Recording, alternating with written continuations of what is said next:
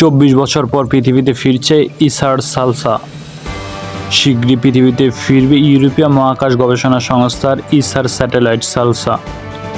8 September বৃহস্পতিবার পৃথিবীতে ফিরিয়ে আনা হবে এই স্যাটেলাইট। 2000 সালে ইউরোপীয় স্পেন এজেন্সি ইসা একসঙ্গে 4টি স্যাটেলাইট পাঠিয়েছিলেন মহাকাশে। পৃথিবীর ও সূর্যের মধ্যে সম্পর্ক, পৃথিবীর চৌম্বক ক্ষেত্রে নিয়ে গবেষণায় এসব কৃত্রিম উপগ্রহ উৎক্ষেপণ করা হয়। সৌরবায়ু থেকে পৃথিবীর চৌম্বক ক্ষেত্র আমাদের কতটা রক্ষা করে তা বোঝার জন্যই পাঠানো হয়েছিল এই কৃত্রিম উপগ্রহগুলো। স্যাটেলাইটগুলোর নাম যথাক্রমে রুম্বা ক্লাস্টার 1, সালসা ক্লাস্টার 2, সাম্বা ক্লাস্টার 3 ও ট্যাঙ্গো ক্লাস্টার 4।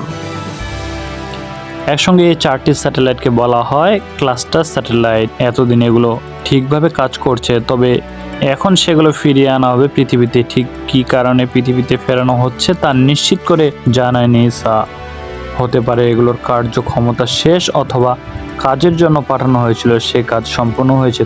তবে ইসার পক্ষ থেকে জানানো হয়েছে এই স্যাটেলাইটগুলো যে এতদিন মহাকাশে কাজ চালিয়ে যাবে তা কল্পনা করেনি। মাত্র 2 বছর গবেষণার উদ্দেশ্যে এগুলো পাঠানো হয়েছিল, আর সেগুলো টিকে রইল টানা 24 বছর।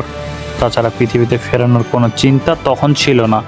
এখন অবশ্য তারা সিদ্ধান্ত নিয়েছে এই স্যাটেলাইটগুলোকে পৃথিবীতে ফেরানোর।